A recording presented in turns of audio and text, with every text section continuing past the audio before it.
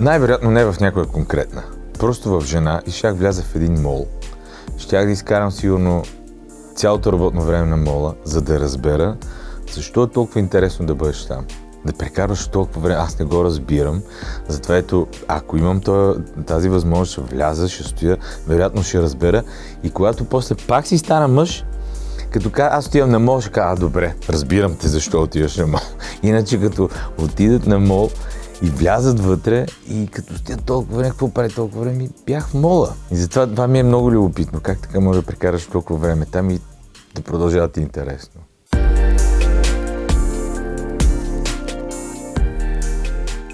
Може би ролята на Леди Макбет в пиесата Макбет, защото е много сложен образ, класически образ от световния театър. Има много какво да се играе там, още повече, че тази амбиция, която присъства в този женски образ, все по-често някакси ми се струва, че влиза в ежедневието ни.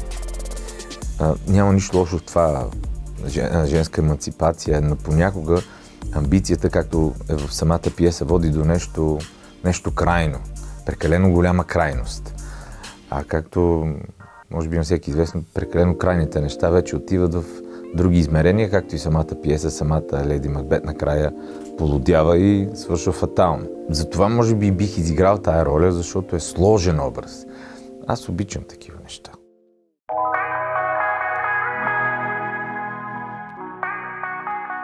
Очите. Когато една жена те погледне и може да си припаднеш. И се, нали, така става едва ли не е влюбването, като се погледнете и там като прехвърчи нещо и си кажеш, до тук бях.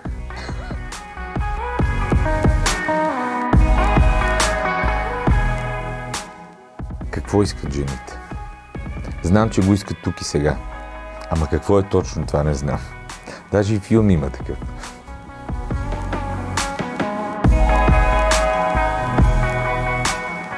По-скоро бих казал, че помня първите си любови, но това, което съм научил е, че любовта е като един жив организъм, който се отглежда. Започва малко, става по-голямо и накрая огромно нещо, което ако го поддържаш, дава прекрасни плодове, а ако не, става ужасно същество, което може да ти изяде главата.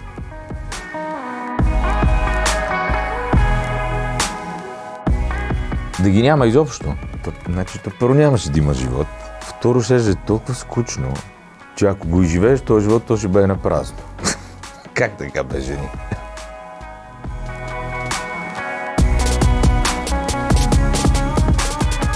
Интелигентна и забавна. С такъв човек смятам, че можеш да вървиш ръка за ръка много надалеч и много дълго. Стига да ви е забавно и да има за какво да си говорите.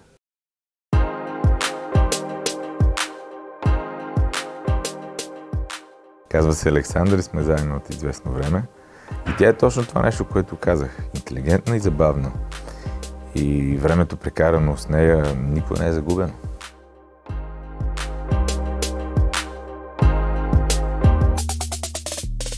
Първо, че обичам. Второ, че не случайно сме се срещнали.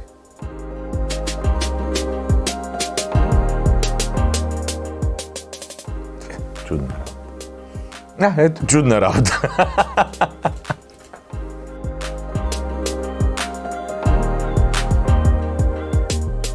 Може би не чува, че са достатъчно ценени и можещи. Смятам, че това трябва да се казва все повече, защото определено вие можете много.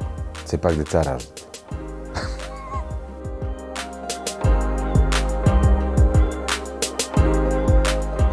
Жената е като водата. Когато тръгне, няма спиране.